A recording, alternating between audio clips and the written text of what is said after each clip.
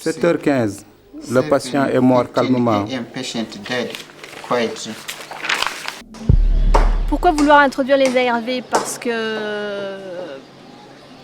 nos médecins soignent des maladies opportunistes, que ces malades reviennent, qu'on finit par toutes les mettre au cimetière. Et en étant une organisation médicale, on se doit de soigner les gens. Donc il y a des médicaments disponibles, ils sont chers, ils sont normalement pas accessibles à cette population parce qu'ils sont trop chers, mais c'est un droit, le droit aux soins. Donc on veut introduire des ARV au Malawi dans les conditions qu'on est pour pouvoir les soigner. Magazage timatenga ava ndiye mutibweka nkono mozi ndiye tumutu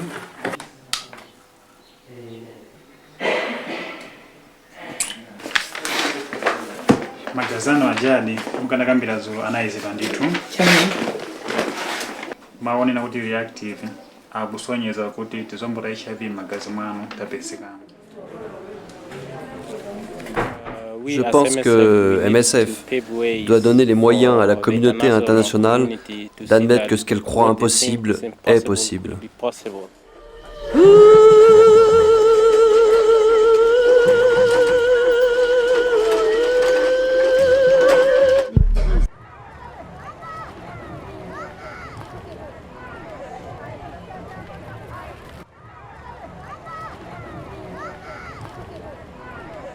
The implication is that these medicines, once you start them, you need to take them for life. Okay? At least at this point in time. Perhaps 10 years from now, someone will invent a cure for HIV. But for the moment, there is no cure. Is for us to tell you about the medications for HIV. They're called antiretrovirals, and we refer to them as ARVs.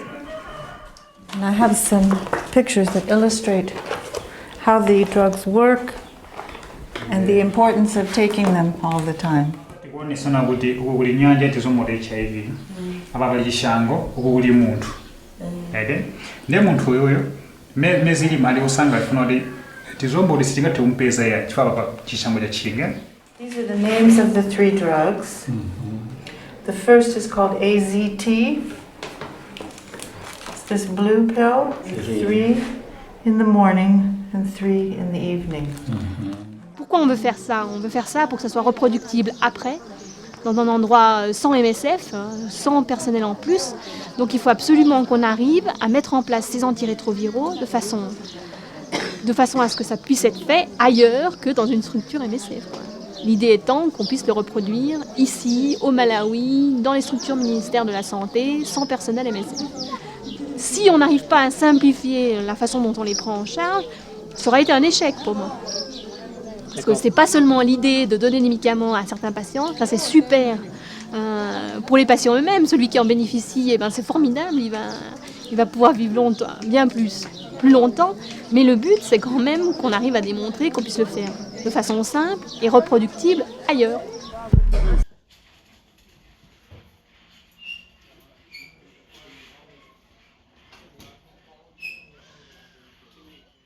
L'objectif de décentraliser les soins VIH dans les centres de santé, c'est de pouvoir fournir un accès aux soins aux populations au plus près, pour éviter que les patients aient des kilomètres à faire pour pouvoir atteindre l'hôpital. C'est aussi pouvoir fournir un meilleur suivi, car si l'équipe médicale est au plus près, les patients vont plus facilement ou plus rapidement revenir au centre de santé s'il y a une complication ou s'ils ne se sentent pas bien en fait. MSF travaille dans l'hôpital de district depuis plus de 10 ans. Les patients y reçoivent des antirétroviraux depuis août 2001. Vous avez eu des problèmes avec le nouveau traitement? Non, j'ai plus d'appétit maintenant. C'est bien d'avoir de l'appétit. Vous mangez plus et comme ça votre corps fonctionne bien. Aujourd'hui, cette décentralisation est achevée, ce qui était d'une certaine manière le grand objectif de Médecins sans frontières, vraiment affiché depuis 2005. Maintenant, on est dans un autre temps, puisque l'accès aux soins étant disponible partout dans ce district.